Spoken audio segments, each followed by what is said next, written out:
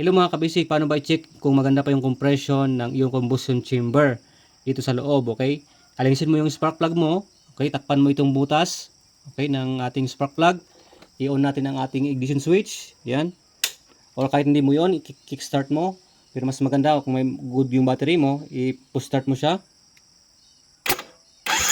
Yun. Kahit takpan mo siya maigi ng kamay mo, talagang tinutulak niya yung kamay mo. Yun. Talagang tinutulak pa niya yung kamay ko para lumabas yung hangin. Maganda pa yung compression niya. Pag halimbawa, tinakpan nyo to, kapag in-start nyo, hindi na siya lumalaban, hindi naman niya maitaas yung kamay mo, mahina na yon yung compression niya. Possible na yung mga valve seats niya ay may mga carbon or natinga doon sa seats niya, kaya lumalabas yung ibang mixture, kaya mahina ang iyong motor kasi kulang yung mixture na sinusunog, okay, ng ating spark plug, okay. At ganyan din, pwede din syempre, sabi ko kanina, kahit hindi mo siya i-on, okay, takpan mo yan, tapos kickstart mo, yan, kickstart natin.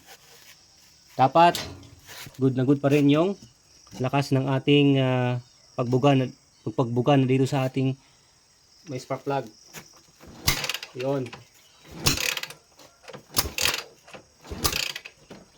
Talagang lumalabas pa yung hangin, malakas. At syempre ito din yung kickstarter natin, dapat hindi siya malambot. Okay, pag nakalagay yung spark plug natin, tapos kinikik natin to, okay, malambot na siya. Yun na. Possible na yun na yung kanyang valvula is may singaw na. Okay? Or yung piston, pwede din, ay piston ring din, pwede din. Pero dito muna tayo sa may valve seats, okay? Yung compression niya doon, okay? Kaya, ganoon lang mga kabisik. Alright? So, yun, thanks for watching sa pag-check ng ating compression ng ating motor. Alright? Sensya nyo na, madumi yung motor natin kasi putik dito sa atin, tagulan.